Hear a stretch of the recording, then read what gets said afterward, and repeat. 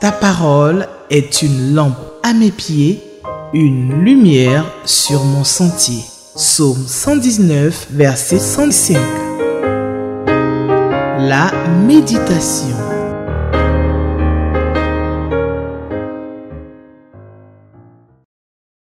Chers téléspectateurs d'Espérance TV, bonjour, shalom, que la paix de notre Dieu soit avec chacun de vous. Aujourd'hui, mardi 1er octobre 2024, nous amorçons le dernier virage de l'année 2024. Nous commençons le dernier trimestre de cette année. Et je prie que le Seigneur nous garde, qu'il nous protège, qui nous maintienne en vie jusqu'à ce que nous voyions, jusqu'à l'année 2025, qui nous protège, qui permette à chacun de nous vraiment de connaître la paix, la joie, pour que les derniers mois de l'année 2024 se déroulent bien.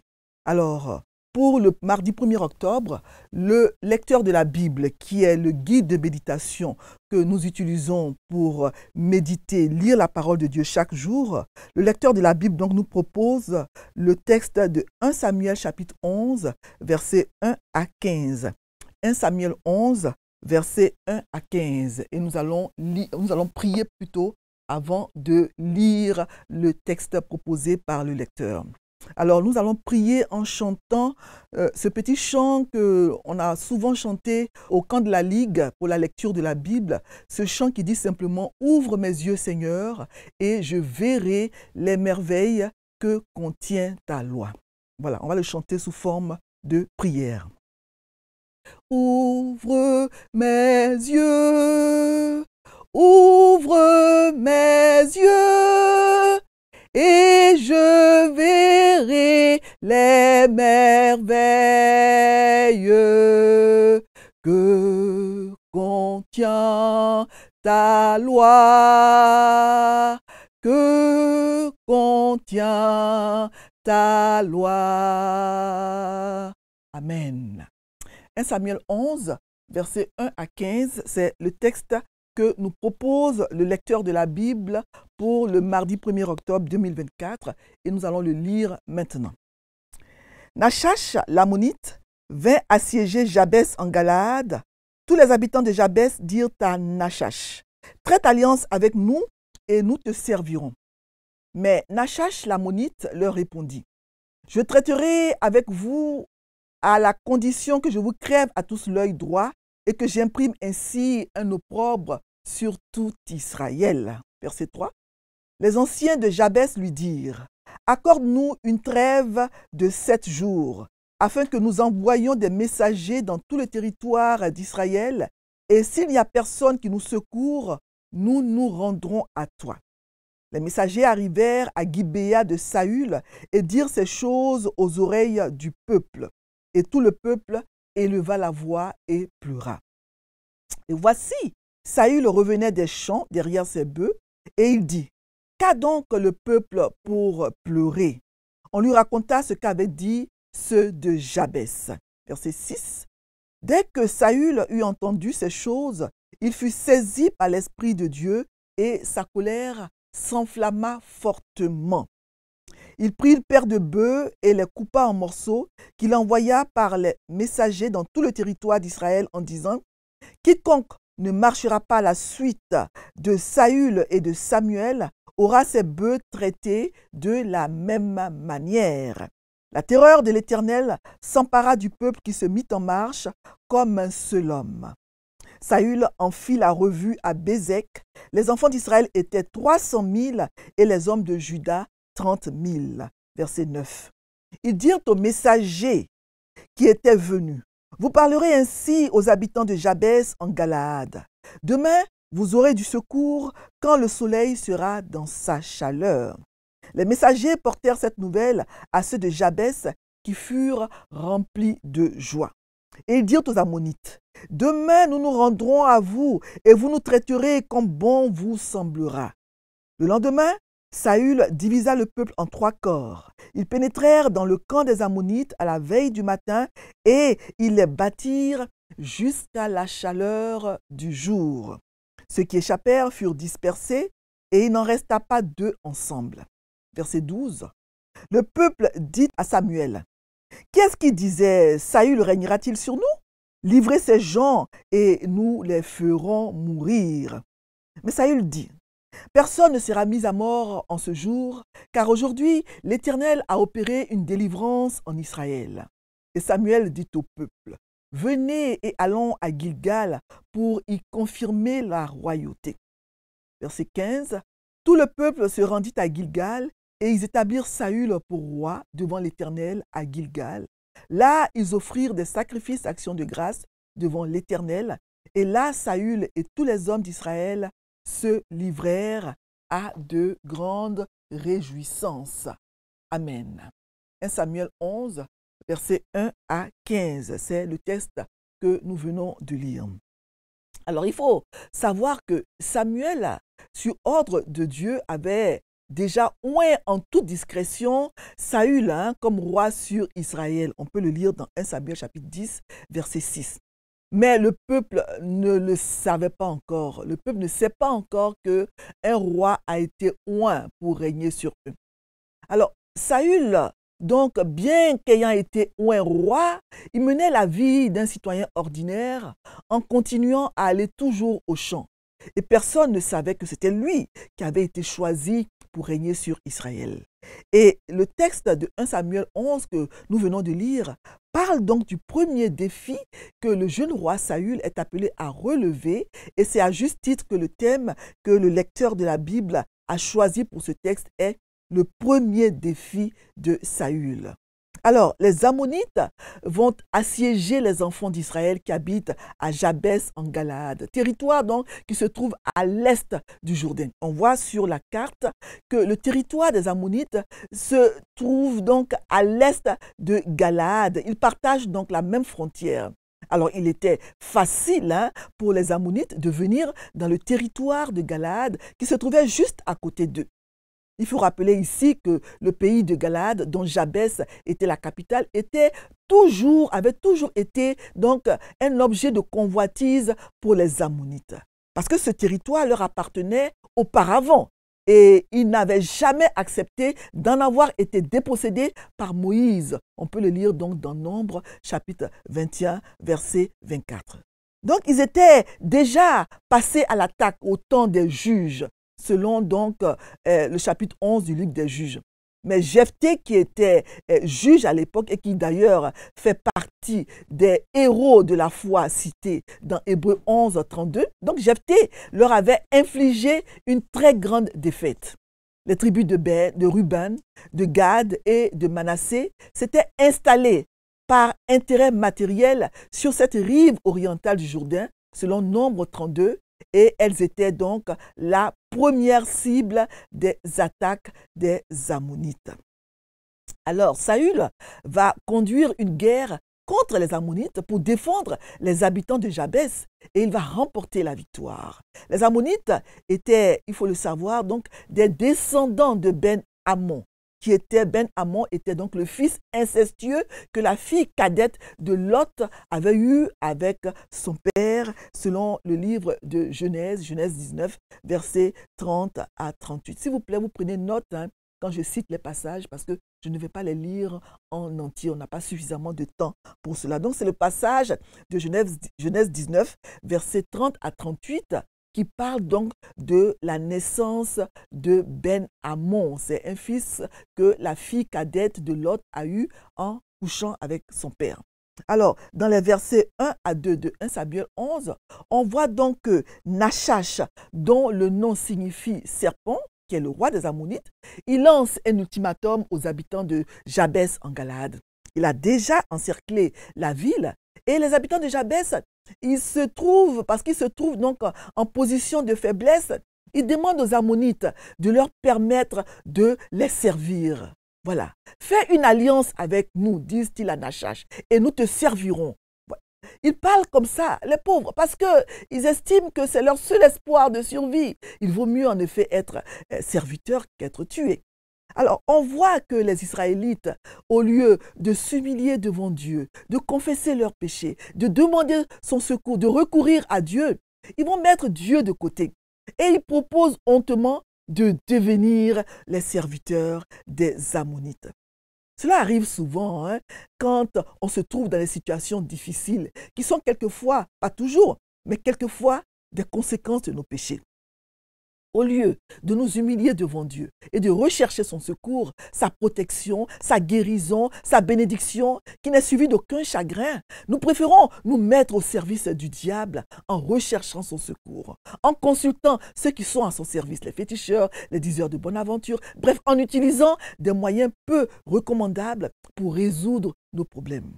Parce que celui qui va consulter ceux qui pratiquent l'occultisme, le fétichisme ou autre, ils se mettent au service du diable. Ils disent en substance, traite alliance avec moi, aide-moi à résoudre mon problème de maladie, de travail, d'argent ou autre, et je me mettrai à ton service. Parce que le diable ne donne rien gratuitement. Ton problème sera certes résolu dans l'immédiat, mais ce qu'il te demandera en retour sera suivi de chagrin. C'est la bénédiction de Dieu qui n'est suivie d'aucun chagrin. C'est Dieu qui donne gratuitement, pas le diable. Et c'est exactement ce qui se passe ici. Le roi ammonite Nachash est d'accord pour traiter alliance avec les Israélites, mais ce qu'il réclame en contrepartie est horrible. Je traiterai alliance avec vous, dit-il, à la condition que je vous crève à tous l'œil droit. Et il ajoute, et que j'imprime ainsi un opprobre sur tout Israël. C'est bien l'objectif que ce roi inique vise. Imprimer un opprobre en Israël, humilier les Israélites. En rendant les hommes de Jabès à moitié aveugles, borgnes, il jette en effet l'opprobre sur tout le pays d'Israël.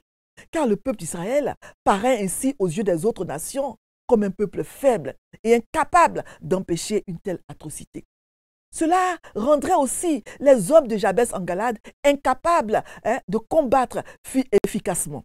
En effet, dans le combat au corps à corps, puisque c'est à cette époque-là, c'est comme ça que les gens faisaient la guerre, il n'y avait pas de bombes, etc. Les hommes avec un seul œil, les hommes borgnes, ils avaient donc une perception moins bonne de la profondeur. Ils étaient donc désavantagés par rapport à ceux qui avaient leurs deux yeux. Pendant le combat, le droitier utilise la main gauche pour porter son bouclier. Et ce bouclier-là cache ainsi son œil gauche, parce qu'il est haut. Il regarde donc son ennemi avec son œil droit. Celui donc qui arrache cet œil droit rend les hommes inutiles à la guerre. Nous avons au verset 3 la réponse des anciens de Jabès en Galade. Ils répondent à Nachash, « Attendez 7 jours. S'il n'y a personne pour nous sauver, nous sortirons vers vous. » Les hommes de Jabès en Galade se trouvaient dans une situation difficile. Ils étaient horrifiés par la demande de Nachash, mais ils savaient aussi qu'ils n'avaient d'autre choix. Ils n'avaient pas d'autre choix. S'il n'y avait personne pour les sauver, Nachash pouvait les traiter comme il le voulait. Et perdre un œil leur semblait mieux que de perdre la vie. Alors, dans les versets 4 à 5, Saül, le roi encore inconnu du peuple, entend parler de la situation critique de Jabès en Galade. Les messagers envoyés par les anciens de Jabès, ils vont dans tout le pays d'Israël et ils arrivent dans le territoire de Benjamin à Gibéa, la ville natale de Saül. Alors en apprenant la situation critique de Jabès en Galade, tout le peuple élève la voix et se met à pleurer. Et c'était exactement la réaction que Nachash espérait. Alors Saül qui revient des champs, il apprend la nouvelle. Il avait déjà été oint et reconnu comme roi par le prophète Samuel, selon 1 Samuel 10. Mais il ne savait vraiment pas par où commencer, ce qu'il fallait faire pour établir une cour royale, parce qu'Israël n'avait jamais eu de roi auparavant. Saül était donc retourné chez lui et s'était remis à travailler dans les champs en se disant certainement que Dieu lui dirait quoi faire quand le moment serait venu. Saül a donc fait preuve de sagesse en retournant à la ferme. Il savait qu'il appartenait au Seigneur de l'élever comme roi sur la nation. Et il savait que le Seigneur le ferait de la bonne manière au bon moment. Il n'avait pas besoin de se mettre en avant ou de comploter en sa faveur. Dans les versets 6 à 8, on voit que l'Esprit de Dieu saisit Saül quand il apprend la nouvelle. Il se met alors en colère et il réussit à rassembler une grande armée de 330 000 hommes. Les enfants d'Israël étaient 300 000 et les hommes de Juda 30 000. C'était une bonne colère dirigée par l'Esprit de Dieu en Saül, car elle n'était pas due au fait d'avoir été personnellement blessé ou offensé, Cette colère était due à un souci juste de la cause du Seigneur parmi son peuple. Il va donc sacrifier Saül une paire de bœufs qu'il coupe en morceaux, qu'il distribue dans tout le territoire d'Israël. En faisant cela, Saül adresse une menace claire au peuple d'Israël. Il voulait que les gens comprennent que le fait de ne pas se lever, de défendre la cause de Dieu en ce moment précis était un péché et serait puni comme tel. Nous devons retenir ceci, que lorsqu'une cause est juste, c'est un péché de ne rien faire. Ne rien faire dans de tels cas est un péché. Et lorsqu'il s'agit du péché de ne rien faire, soyez sûrs que votre péché vous rattrapera. Parce que Jacques 4, 17 dit que celui donc qui sait faire ce qui est bien et qui ne le fait pas commet un péché. Le message est bien passé. La crainte de l'Éternel s'empare du peuple et ils sortent d'un commun accord pour aller à la guerre. Les versets 9 à 11 parlent de la défaite de Nachash l'Ammonite.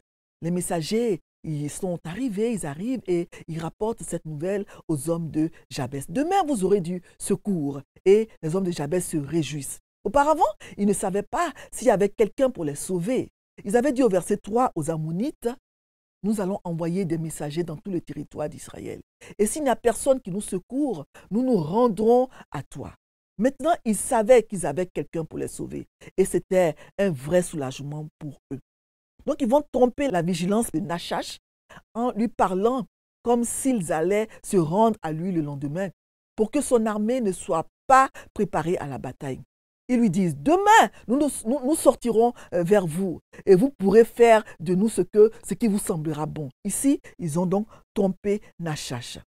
Saül, qui était un homme de bonne stratégie militaire, va diviser donc le peuple en 3 corps et les Israélites vont battre les Ammonites à plate couture. Ainsi, grâce à l'action de Saül et à la bénédiction de Dieu, la victoire a été totale. Nachash et son armée ont été complètement mis en déroute et la ville de Jabès en Galaad a été sauvée. Et les versets 12 à 15 parle donc de la confirmation de la royauté de Saül. Saül, dans les versets 12 à 13, fait preuve de miséricorde envers ses anciens adversaires. Qui est celui qui a dit « Saül régnera-t-il sur nous » À ce moment de grande victoire, les partisans de Saül voulaient dénoncer et tuer ceux qui ne l'avaient pas soutenu comme roi auparavant, comme cela est décrit dans 1 Samuel chapitre 10, verset 27. Mais Saül répond, aucun homme ne sera mis à mort ce jour-là. Saül savait sagement que ce n'était pas le moment de se venger de ses adversaires. Dans 1 Samuel 11, 3, les hommes de Jabès en Galaad se demandaient s'il y avait quelqu'un pour les sauver. Saül était l'homme que le Seigneur avait suscité pour apporter la victoire. Mais Saül lui-même savait que c'était le Seigneur lui-même qui avait accompli, ce miracle, disons, qui avait sauvé les Israélites des Ammonites. C'était l'œuvre du Seigneur. Et Saül était assez humble pour le savoir et pour le dire. À ce moment de victoire, il était tentant pour Saül de s'attribuer la gloire, de s'attribuer donc le mérite de la victoire. Mais il ne l'a pas fait. Il reconnaît et déclare que c'est l'Éternel qui a opéré la délivrance en Israël. Donc Saül, après cette victoire, est accepté comme roi par toute la nation dans les versets 14 à 15. Samuel savait mieux que quiconque que le peuple n'était pas entièrement derrière Saül lorsqu'il avait été proclamé roi à Gilgal selon 1 Samuel 10, 24 et 27. Samuel voit sagement cette période de victoire comme une opportunité stratégique pour établir Saül roi devant tout le peuple à Gilgal. Saül devait faire ses preuves avant que beaucoup n'acceptent son règne en tant que roi. Ce n'est pas nécessairement une mauvaise chose. C'est une bonne chose pour une personne d'être ointe ou nommée. Mais la preuve doit être dans l'action. Il était compréhensible que certains doutent de Saül et qu'ils disent « Voyons quel genre d'homme est ce Saül ». Mais une fois que cela a été démontré, comme c'est le cas dans ce chapitre, il aurait été mal de ne pas soutenir Saül. Sans le vouloir donc, les Ammonites ont fourni à Saül l'occasion dont il avait besoin pour prendre une initiative et pour prouver également au peuple d'Israël dans son ensemble qu'il était capable de conduire efficacement une guerre pour le sauver des oppresseurs. Et ils ont établi Saül roi devant l'Éternel à Gilgal. Ce n'est pas que Saül n'était pas roi avant cela. Il avait été oint comme roi par Samuel dans 1 Samuel 10. Et il avait été reconnu comme roi par une grande partie de la nation d'Israël selon 1 Samuel 10, 24. Pourtant, dans un certain sens, en fait, Saül n'était pas encore véritablement roi jusqu'à ce que pratiquement toute la nation le reconnaisse comme tel. Et c'est ainsi dans 1 Samuel 11 que cette reconnaissance lui a été accordée. Là, Saül et tous les hommes d'Israël vont se livrer à de grandes réjouissances. Ils se réjouissent maintenant parce qu'ils ont la certitude d'avoir un bon roi. Pour la première fois pendant le règne de Saül, et hélas aussi pour la dernière, le peuple se réjouit. Mais sa joie vient plus de la victoire qu'il vient de remporter que de l'Éternel qui a permis cette victoire. Saül a gagné ce jour-là plus d'une bataille. Ce chapitre relate donc la victoire de Saül sur ses batailles intérieures et extérieures.